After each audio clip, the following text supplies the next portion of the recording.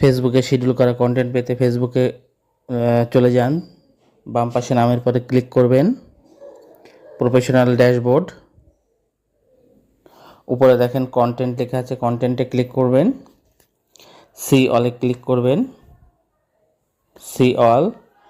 এখন এখানে যদি আজকে যদি আপনার কোনো আপলোডের থাকে, শিডিউল করা থাকে, তাহলে এখান থেকে টুডেতে গিয়ে আপনি ডান দিবেন, দেখতে পারবেন যে আজকে কোনো শিডিউল করা আছে কিনা। আমার এখানে দেখুন আজকে কোনো শিডিউল করা নেই, তাই কিন্তু এখানে দেখতে পাচ্ছেন না। দেখবেন যে আপনি লাস্ট 7 দিনে কী কী শিডিউল করা আছে সেটা দিলে এখানে কিন্তু আসবে। ঠিক আছে, লাস্ট 7 দিনের, লাস্ট 7 দিনে কী কী আপনি ছাড়ছেন, কী কী আপলোড দিচ্ছেন সেটা এখানে আসবে। আর টুডে আজকে যদি থাকে, এবার লাইফ টাইমের জন্য যদি লাইফ টাইম দিয়ে রাখবেন, এখানে সাধারণত লাস্ট 28 দিন দিয়ে রাখা হয়। আজকে আমার কোনো শিডিউল করা কোনো ভিডিও নাই। এভাবে আপনারা শিডিউল করা ভিডিওগুলো দেখতে পারবেন। ধন্যবাদ।